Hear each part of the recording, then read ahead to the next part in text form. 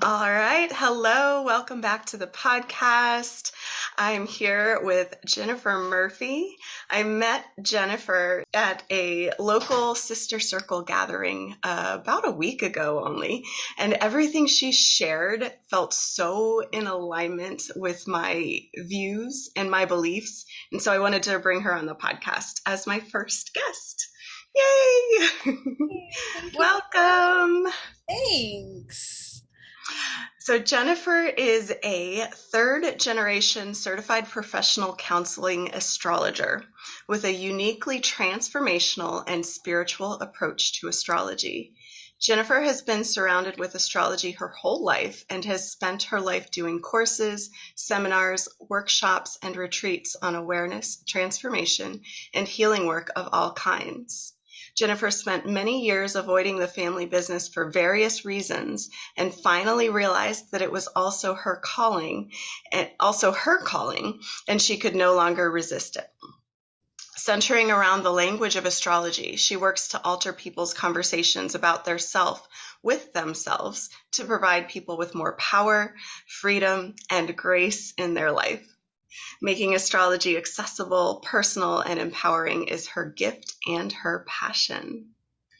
Beautiful. I love it. So I love how you were resistant to the family calling, the family business. What shifted that? What told you, like, no, this is really what I need to be doing? What was so it's like even though I always had like a day job, I had the job trying to survive. It had been um many, many years of going, what do I want to be when I grow up? You know, and going back to my chart and all the things that I was interested in, the things that called to me as a kid. Um and I just, kept doing like astrology for my friends, and I'd always go to astrology for myself when I hit rough patches, and I'd go back to my chart, and then there's like the things that your parents tell you that leave little seeds in your head. It's like my dad saying, it's like, you have a really good chart for being an astrologer, and me going like, yeah, dad, that's your thing. Yet no, I'm gonna be a famous actress. That's what I'm gonna do. I, and then it's like when that came to be, it was like, oh no, this is not the life that I want. So then trying to find other things, and then it was, all of that advice of like, what do you spend all your time doing? What are you obsessed with? Astrology. And just hearing it from like friends over and over again, they're like, Jinnifer, you have to do this. Jinnifer, you have to do this. Finally, I was like, okay, this is coming at me from 50 angles. I guess I'll say yes. I love it. And I love that you wanted to be a famous actress. That was actually one of the things I wanted to be when I was little. I feel like maybe that can portray, there's another word I'm looking for, but like with just being present online, perhaps, like having a bold online presence can fulfill that seed. Yeah, well, I think the two things for me are kind of like were very related, because it was like being fascinated with why why people do the things that they do, and like the what it means to be human in our human experience, and like wanting to have more experiences in my life than I knew I could possibly fit into my life. So it's like, okay, I can't actually go do these things, but I could be an actress, and then I could kind of do it, more than just pretend. Um, but it was that same thing, and a big part of it for me when I was little was like being in love with those movies, like What Dreams May Come. With Yes. right, and those movies that you watch where it's like you can get into somebody subliminally, and it like can transform their life. So it's like I wanted to do those kinds of movies that helped kind of bring awareness and wake people up and kind of bring them into a more spiritual experience and get them thinking about what kind of lies beyond our everyday, you know having to go to work and paying the bills. Yes. I love that. And you saw that so early. That's so amazing. Took me a little longer to wake up to that. I definitely started down the path of like going to school, get the job, pay the bills, all the things. I But mean, so, yeah, I had to do that. Now I'm going. It's like now it's that experience. It's like, man, if I had only listened, I could have taken the leisurely route up the mountain rather than feeling like I need to like shear the cliff face. yeah, yeah. But I feel, there's so many things that I can regret of how long things took, but there's also the divine timing of it and the things that I gained from that as well. Right. Um, so I try to not harp on the regret Yes. because I could spend a lot of time on that. Yes. It's like notice it and put it aside. Yeah. Okay. Well, I mean, it's like it's even interesting. If I go, back to my roots and back to looking at it astrologically, it is all in divine timing, and we have to go through these experiences. So it's like, okay, it may have taken me this long, but although there are sometimes where sometimes I would have liked to have the experience in a slightly different way, getting the results that I did, I'm very thankful for the path that I took. And I do think it's always good for anyone who does any kind of coaching or counseling or anything like that to have like real world experience. I can just imagine, somebody who's Catholic going to the priest to get advice or counseling on something, and it's like, how can they actually fully cancel when they have no experience with what it's like to have a day job or do anything else? Exactly, exactly. Or like the coach who's never had any problems in life, who's just had this easy peasy coasting through life, and it's like, okay, well, I can't help you because I've never had a problem, you know. So when a lot of people think of astrology, we think of horoscopes, Mm-hmm. what you read in the newspaper, but I know it goes much much deeper than that. What do you find astrology useful for? Ooh.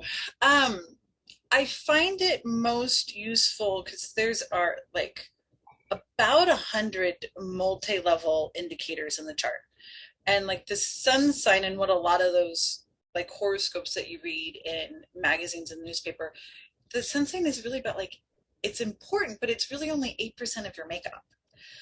So i I have found astrology most useful for myself in like getting to know myself, both giving myself permission and grace, and for other people too.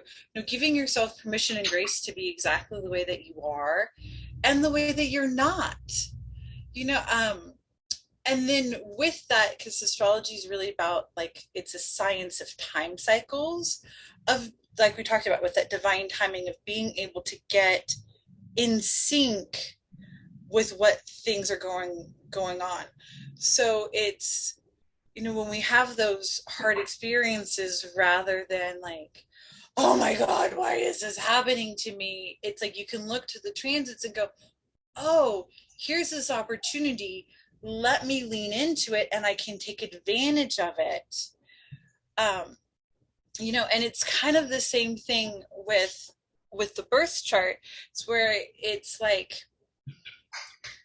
being, I go back and forth about which way is the better way to say it, but it's like being a zebra and you're surrounded by tigers, and your whole life you're going like, well, I can't do the things that they do. I have stripes. I kind of look like them. I think there's something different about me, but here's what everyone else is doing, and I'm can't do those same things. And it's like all of a sudden realizing, oh, I'm a zebra. I'm not a tiger. I have a different set of talents.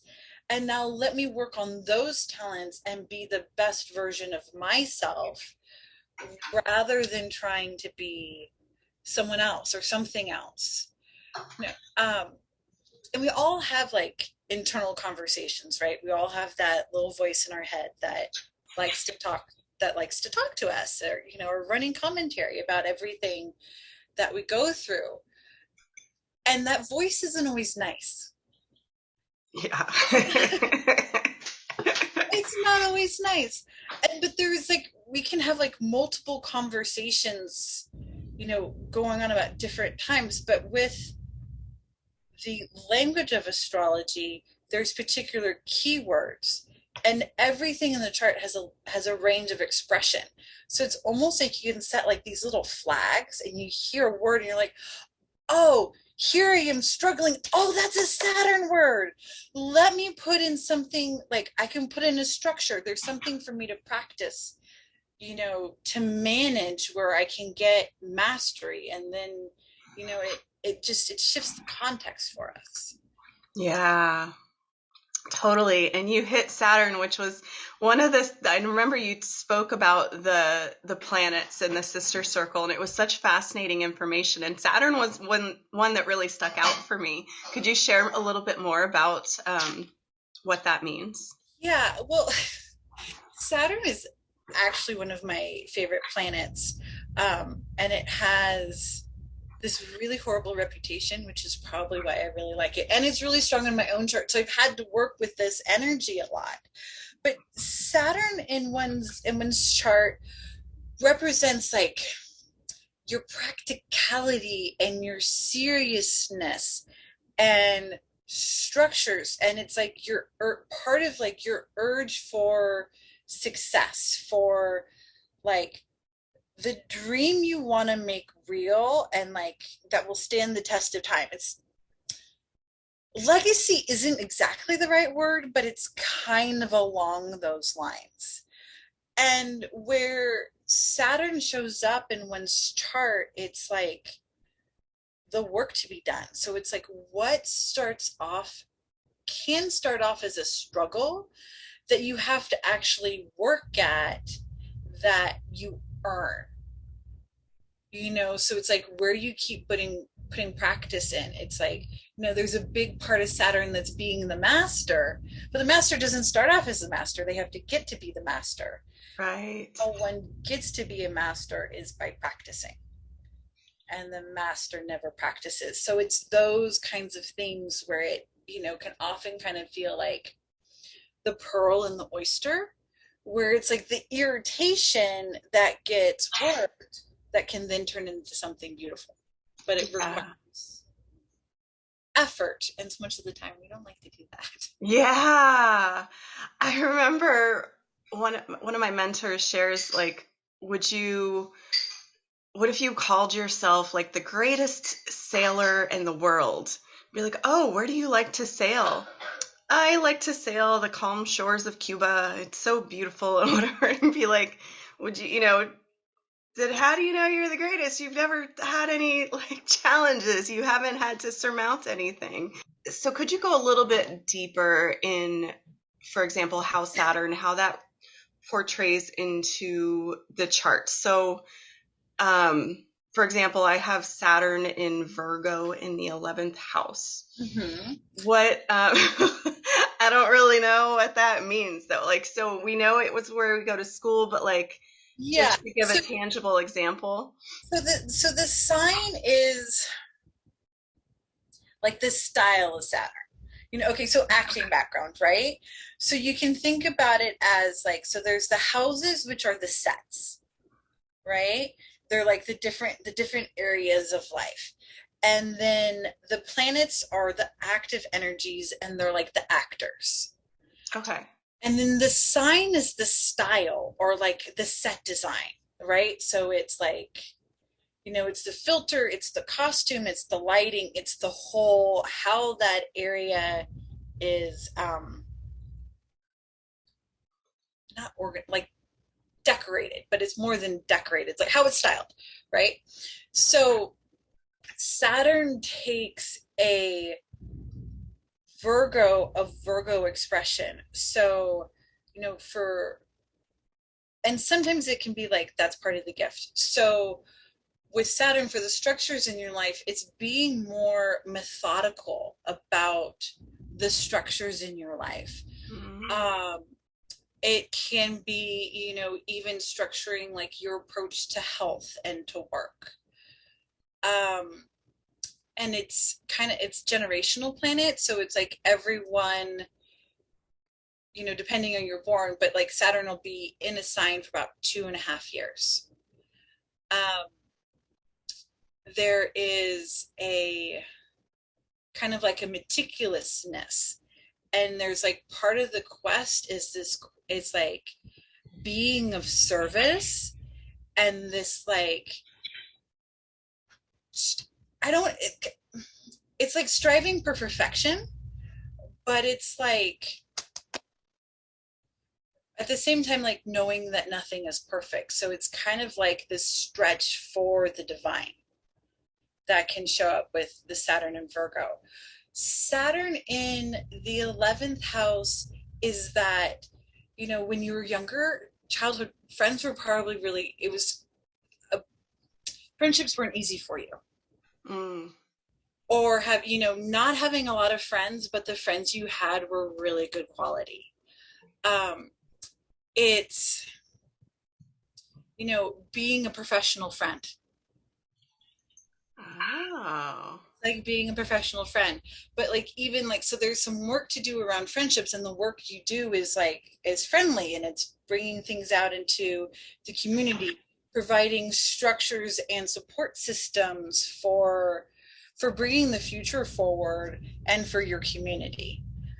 um, it can sometimes be show up as a struggle in finding your place in the group, like being able to differentiate yourself, have yourself be distinct in a group. So it's like you can feel just very, very different, particularly when you're in a group of people. Uh, yeah, that's it.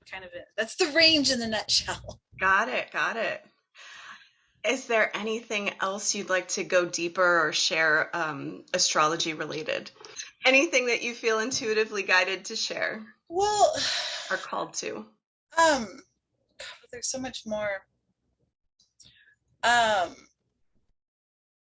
I, the last thing with Saturn is just to remember that where there's struggle, there's always something to practice. Mm, And it's going back to our experience, and that there's always a range of expression, and that sometimes those voices where we are really hard on ourselves, it's really about like what's the behind the being hard on ourselves, and being brave enough to do the thing. That's what we're telling ourselves we need to do. yeah. um, in terms of astrology, there's Pluto, which it feels like a lot of people are going through some pretty heavy Pluto transits right now, and even the country is as a whole, and that's those death and rebirth cycles. So it can be some really intense time, and I know everyone like in my year of like 81 is going through a Pluto transit, and it's like I was talking to a friend, she's like, I feel like I'm dying. Oh, She's like, I know I'm not, but there's like this like huge amount of growth and this whole opportunity to step in to your power. But I always talk about Pluto transits, Pluto aspects is like the feeling of the butterfly or the phoenix, where you can kind of like the real world application of the butterfly. And the caterpillar actually has to melt yeah. in order to become the butterfly. And with part of that, it's like when the butterfly is ready to come out of the cocoon, it has to squeeze itself through this tiny little hole, or else it becomes deformed. So it's like, you know, when we can give ourselves context for those experiences and going like, okay, here's an opportunity to transform. How can I go do that? What are the modalities I need to use to take myself to the next level? Yeah. That's so interesting. I'm 1980, but I went through that process in 2020. So I'm curious, like, is the Pluto, whatever it is that you called transit, I don't know. Does that like happen every year or like how does that line up? So how it Pluto takes 248 years to go all the way around a zodiac. And so the zodiac, as most of us who have any interest in astrology know, it's divided into 12 signs. And then inside of each of those 12 signs is like 30 degrees. So it's like, the placement marker. So we can, like the address of where it is. So Okay. Pluto keeps moving around, and there's particular places where, oh, this is really hard to say because it's not making it, but we talk about it that way, but it indicates a period of time, right? So Pluto, when it's within particular numbers, particular degrees of our own planets in our own chart, it indicates particular periods of time in someone's life. So Pluto, like I said, takes 248 years to go all the way around. So it'll spend like about 12 years when it's in Scorpio, moving through the sign. And so it'll show a process with each one of your own planets in like a 12-year period. Okay. But the orbit for Pluto is elliptical, so it can take up to 33 years in Taurus. So it's not exactly every 12 years. So it's like 12 years, and then particularly for our generation right now, so it's like 12 years, and then 15 years, and then 18 years, and then 20 years, 30 years. So you'll get like the Pluto like every time it's in a different sign, and that'll be like I said, 12 to 30 years for it to do that. But if you're having like Pluto aspecting your sun, that can be similar. So it's like, so you can have your sun anywhere between 1 and 30 degrees, right? And so Pluto right now is at 28 degrees. So anyone who has any planets between 26 and 30 degrees is going to have Pluto aspecting something in their chart. Got it. Okay. So there's like, for me, I have four planets between, four planets? Yeah, five planets between 24 degrees and 29 degrees. So right now, Pluto is aspecting 5 of my planets. So I'm going through all kinds of stepping into my power in a whole bunch of different areas all at the same time. Oh, fun. Isn't that lovely? It's like knowing that, so it's like, okay, so, here I am having like a Pluto Mercury transit. I'm getting all these opportunities to express my voice. And it's like, how do I empower my voice? How do I empower people through my speaking? What kind of training do I need to do to level up? What do I need to get out of the way? What is there to uncover in my voice? Yeah, totally. And like such a powerful perspective with that, and with like the discussion around Saturn, is to not see challenges or things like that as like a problem. It's all over. Something's wrong with me. This will never happen. But instead, look at it as information for where we can grow, where we can expand, where we can gain mastery, and pass that on to others potentially as well. Yeah, because there's certainly some things that are challenging, but it's like we look back in those points of time, and it's like both that like, oh, thank God it's over, but thank God it happened. It's like what I was talking about. That was part of like me moving into this. It's like, the last round of Pluto transits and Saturn transits of like growing up and stepping into power. And it's not to say that like life, like knowing your transits or knowing what's going to happen is like gonna make life easier, but it gives you like that different context. So it's like the spoonful of sugar that helps the medicine go down, but knowing that like ultimately, like we get these signs from the universe and signs from the divine, and it's up to us to step into it and do with it what we want. And it's our consciousness and our awareness and our intention that actually has so much to do what our do with what our experience is going to be. Absolutely. Yes, definitely. So how do you work with your clients? What are your offerings? So I have a couple of different things that I do. I'm about to start tomorrow night a 12-week language of astrology, the building blocks class. We'll be going through really like the archetypes of the 12 different principles and how it expresses differently. Uh, so people get those words and they can begin to use the language and alter the language.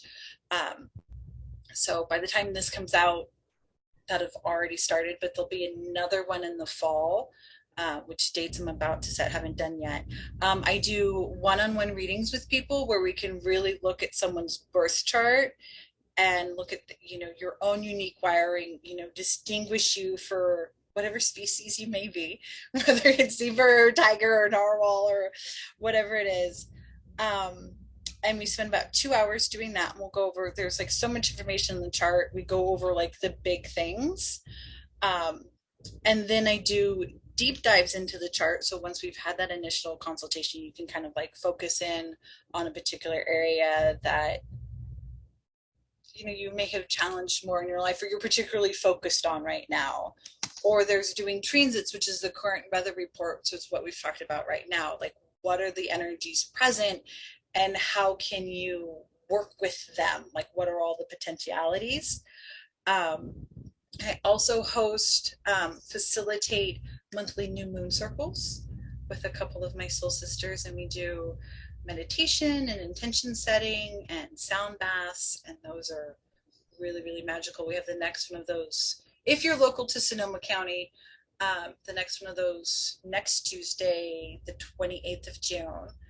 Um, and and then there's different ways of doing the chart too. So there's doing charts for parents for their children, for how to interact with the child and what the child most needs and wants. For me, I have a son with an Aries moon and who's 3. So if I most need him to do something, I turn it into a competition.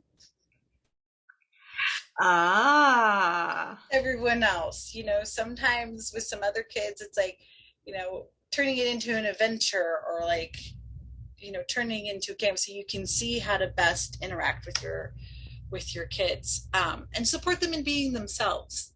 Yes. Yeah.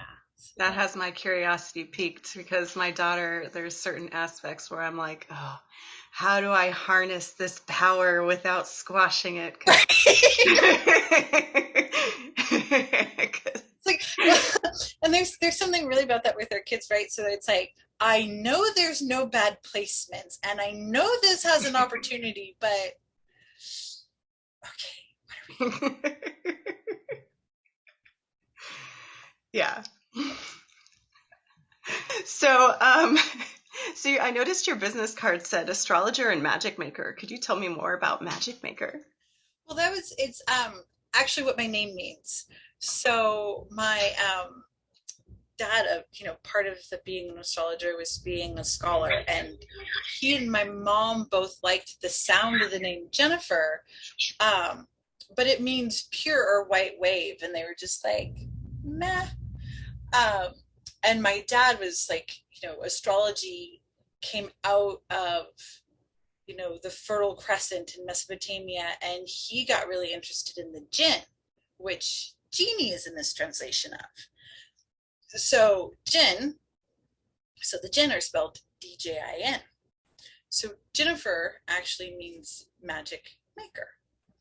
So it's a play on that actually being my name, but it's also the intention that I have with my clients, to not just do astrology, but to make magic possible for them and have magic be present and available in our lives. It's amazing. I love it. Such a beautiful story. And where can listeners find you online? You can find me on Facebook at Jinnifer Murphy, Instagram at Servine Space Astrology. That's CervineSpace Astrology. And that is also my website, servinespaceastrology.com. Wonderful. And I will put all of those links in the show notes as well. Well, awesome. It was so amazing to have this conversation with you and to learn so much more about you and about astrology. And thank you so much. Any closing thoughts that you'd like to share? It's just reminding people, if they're dabbling in astrology, to just always go back to their own experience and to make sure to use it to take themselves out of the box rather than to put themselves in a box. Beautiful. I love that. Yes, yes, yes, yes. Aho to that. Wonderful. Well, thank you so much. And for the listeners, make sure to follow Jinnifer on social media, connect with her, reach out to her for a reading or her other offerings. And if you enjoyed today's episode, take a screenshot and you can share it to social media, share it to your stories or Facebook, and you can tag us both so more people can hear this episode. Thank you so much.